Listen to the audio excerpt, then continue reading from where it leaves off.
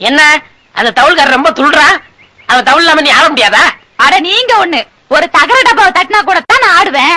அந்த தவுள் என்னத்துக்கு? உங்க நாதஸ்வரம் தான் எனக்கு வேணும். ஒரு சின்னஞ்சிருசுக அப்படி இப்படி இருக்கும், கண்டுக்காம ஒதுங்கிற வேண்டியதானே. வைக்க பொருளை கொடுத்த நாய் மாதிரி.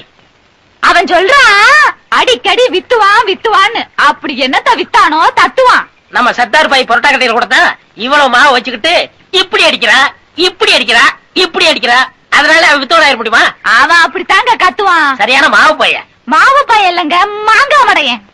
நம்ம ரெண்டு பேரையும் அண்ணன் தங்கச்சிக்கு நினைச்சு ஏமாந்துகிட்டு இருக்கிறான். ஒரு நாளைக்கு நாதஸ்வரத்தை எடுத்து நடு மண்டையில நச்சுன்னு அடிச்சு விட்டு நான் ஜெயிலுக்கு போயிடுறேன். ஐயோ அப்படி எல்லாம் செஞ்சிடாதீங்க. உங்க முகத்துல ஆசிட்ட ஊத்திடுவான். சரியான வெறிவச்ச பையன். ஆமா, செஞ்சாலும் செய்வான்.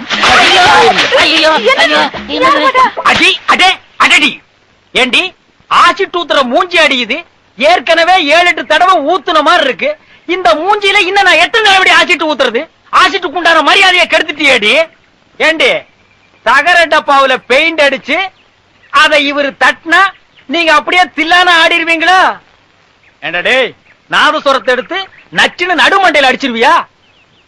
ஏண்டி எச்சிக்கல நாய, வாயில குழாய வச்சு ஊதுற உனக்கே இப்படி இருந்தா 2 கையிலையும் தவுல் அடிக்கிற எனக்கு எப்படி இருக்கும்? பொண்ணு என்னடா அண்ணே, என்ன எங்களை ஆசீர்வாதம் பண்ணுங்க. ஊருக்குள்ளே இருக்காதீங்க, எங்காவது ஓடி போயிருங்க.